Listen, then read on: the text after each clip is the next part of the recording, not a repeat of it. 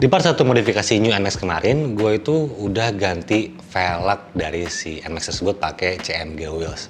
Nah di part kedua ini, karena emang fokusnya tuh ke tampilan, seharusnya masuk ke tahap repaint. Tapi kemarin random banget kepikiran buat bikin cockpit si New NMAX ini nggak kalah sama NMAX Turbo.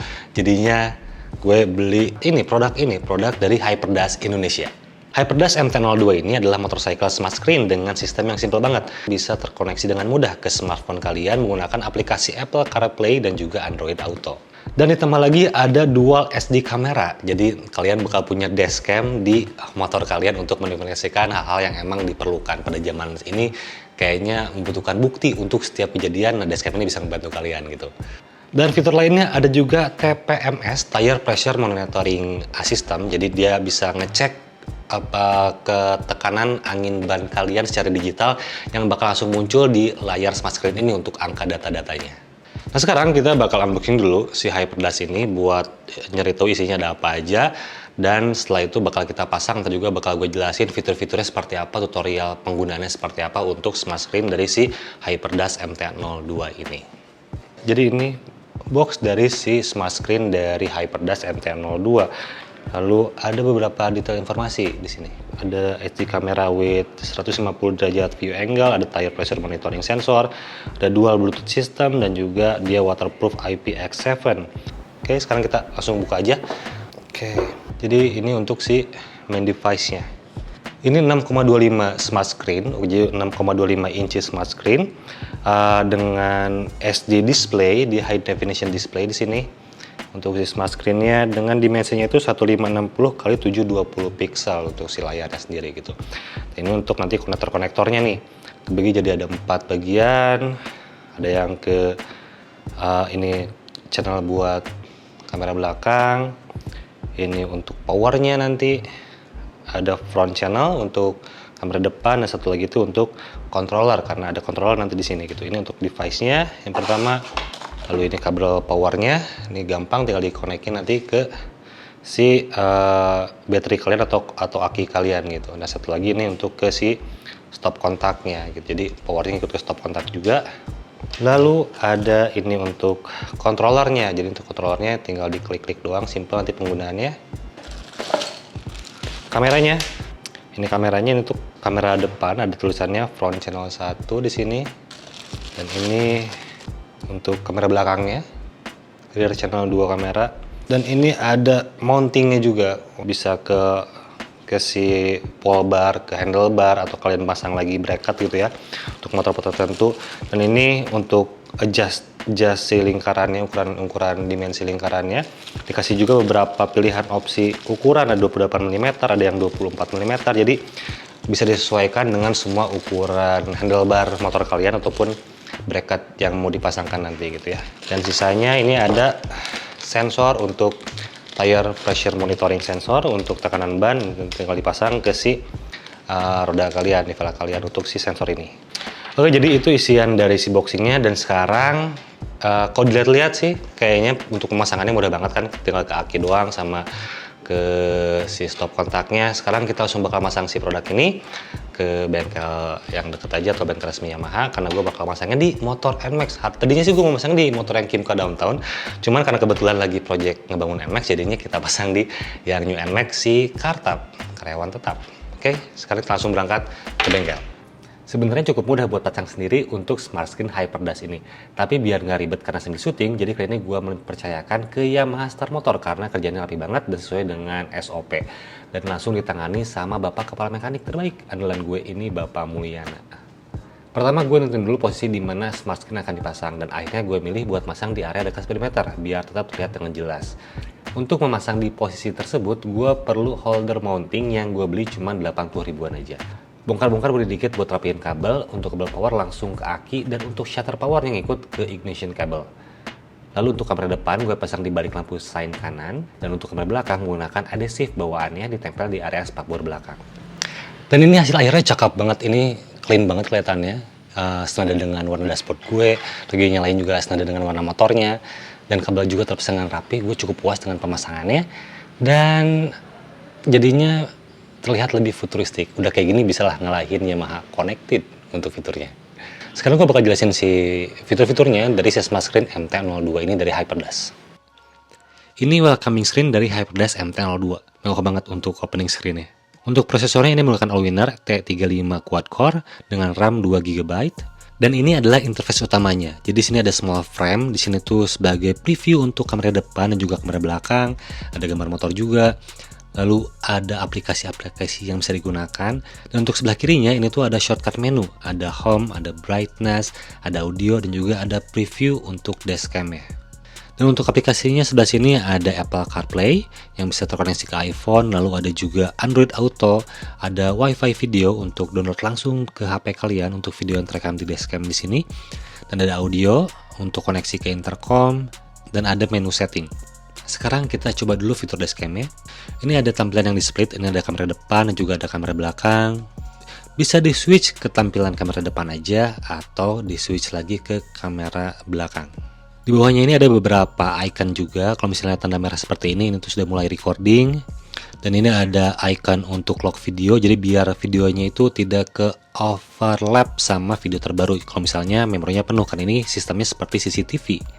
Dan kalian bisa melakukan capture foto juga di sini dengan di touchscreen ataupun melalui controller yang dikasih di paket pembeliannya.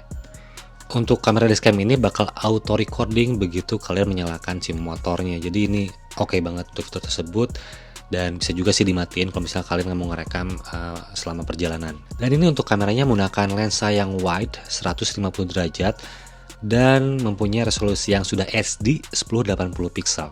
Bisa juga sih turun ke 720 kalau misalnya kalian pengen saving storage memory gitu ya. Dan yang menarik ini tuh sensor kameranya, chipsetnya menggunakan dari Sony, jadi oke banget. Kalau nggak salah chipset tuh yang IMX307. Ditambah lagi untuk aperture-nya ini tuh 1,8 atau bukaan f-nya gitu ya. Ini 1,8, jadi bukannya lebar banget. Jadi kalau misalnya situasinya minim pencahayaan masih tetap bisa terlihat dengan jelas oleh kamera dashcam ini. Dan untuk settingannya ada beberapa yang bisa di custom, kayak misalnya brightness-nya bisa pakai auto ataupun manual, dan bisa dipakai limit juga untuk yang autonya.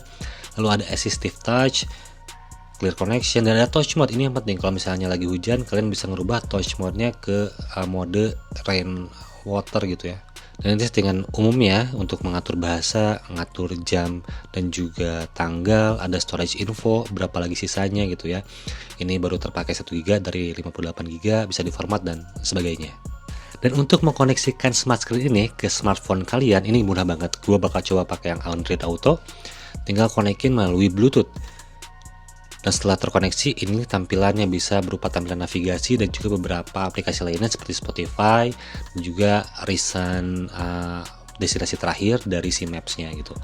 Soal komunikasi ini memudahkan banget kalau misalnya kalian pakai intercom dan ada telepon masuk, dia bakal muncul siapa yang telepon namanya, bisa kalian angkat atau bisa kalian decline gitu ya. Dan untuk pesan kalian bisa langsung balas di sini menggunakan voice comment. Sekarang kita coba.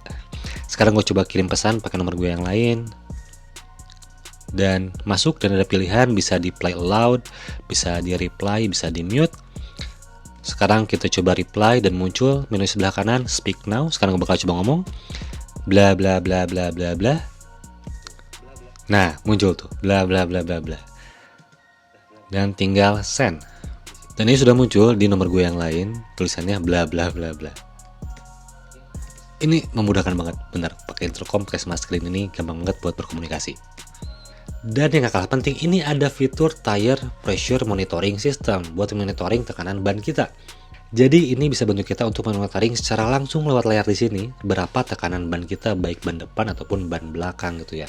Dan ini bisa disetting sesuai dengan kehendak kalian. Kalau misalnya low pressure alertnya berapa.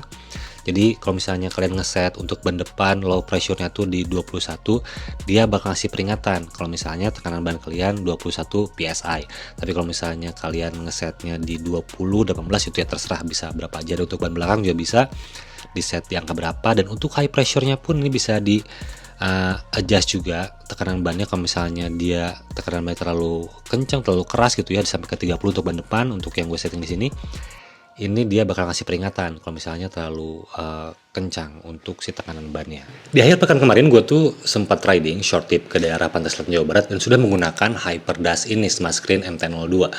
Dan overall gue sangat puas dengan fitur-fiturnya dan sangat terbantu waktu lagi riding ke sana bareng sama teman-teman. Fitur navigasinya ngebantu banget, jadi gue bisa ngeliat rute dengan jelas karena terkoneksi dengan Android gue waktu itu. Dan terutama buat gue yang buta banget jalan di sana, gue nggak pernah jalan ke daerah Naringgul dan sekitarnya. Itu ngebantu gue buat tahu tikungan di depan itu bakal tajam atau landai. Jadi gue bisa ngatur braking point, bisa ngatur power dari si NMAX ini yang sangat-sangat terbatas kemarin ngejar MT25.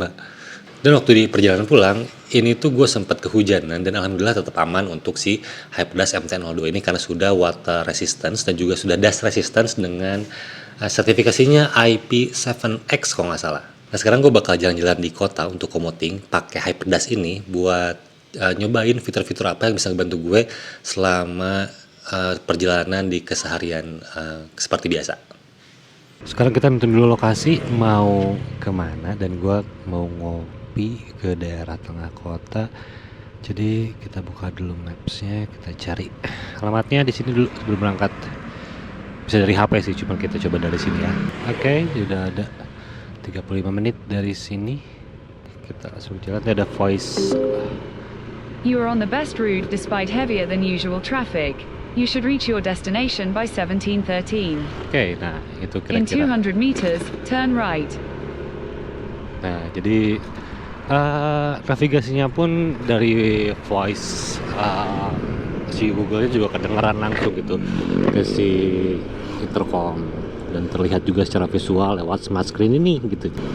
Oke, dari perkotaan kayak gini kayaknya bakal ngebantu buat cari rute yang gak macet karena ada titik merah di depan, gue bisa ngambil rute lain jadinya gitu. Kalau misalnya udah ngelihat di depan bakal macet nih, udah merah banget, kita cari jalan-jalan tikus di sini gitu. Untuk kontrolernya di sini, controller ada, nah ada controller 3 tombol di sini. Ini buttonnya enak digenggamnya, muncul semua, clicky juga dan waterproof juga. Untuk tombol paling atas ini buat nge-switch ke kamera belakang. Jadi kalau misalnya mau masuk pertigaan atau mau nyalip atau ya kita membutuhkan untuk melihat ke belakang itu bisa pakai spion, cuman pakai ini jadinya lebih luas lagi untuk melihatnya gitu. Dan bisa ngelihat blind spot juga jadinya dengan ada kamera di belakang di sini. Udah balik lagi ke maps. Dan untuk tombol tengah ini buat shuttle-nya. Untuk tombol tengah ini buat take foto gitu, pakai kamera depan dan belakang. Lalu untuk yang In 300 meters, turn right after Pose Gata Merdeka Riai on the right onto. Panjang banget sih Google ngomong. Oke, dan untuk yang paling bawah ini button home. Jadi balik lagi ke interface bawaannya. Nah, di sini enak banget ngelihatnya karena emang kelihatan jelas, bisa lihat kamera belakang juga atau menu-menu informasi lainnya gitu ya. Ada tekanan ban dan lain-lain gitu. Kita naikin dulu dah, lama banget.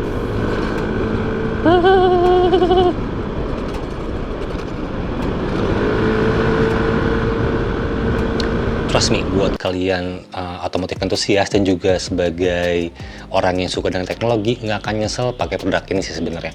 Karena ini ngebantu banget kalian buat lagi riding, bisa berkomunikasi, bernavigasi dengan baik, dan teknologinya juga cukup mumpuni buat mengakomodir kebutuhan touring ataupun commuting di perkotaan. Untuk harganya pada saat video ini publish itu di sekitar 4 jutaan lah. Itu tidak menutup kemungkinan bisa lebih murah lagi kalau misalnya kalian dapetin promo dari marketplace-nya. Ya tetap keep up, tetap perhatiin aja, tetap pentingin aja untuk marketplace dari si Hyperdash ini. Dan untuk link pembeliannya udah gue taruh di deskripsi. Jadi untuk harga tersebut menurut gue ini sangat worth it dengan fitur-fitur yang ditawarkan. Dan bandingkan dengan kompetitor yang lainnya pun ini harganya cukup kompetitif, harganya lebih murah. Dan itu aja review dari gue untuk smart screen Hyperdash MT-02 ini. Mudah-mudahan bisa bermanfaat dan sampai jumpa lagi di video berikutnya. Udah mulai ngeng lagi bangun rumah di seberang.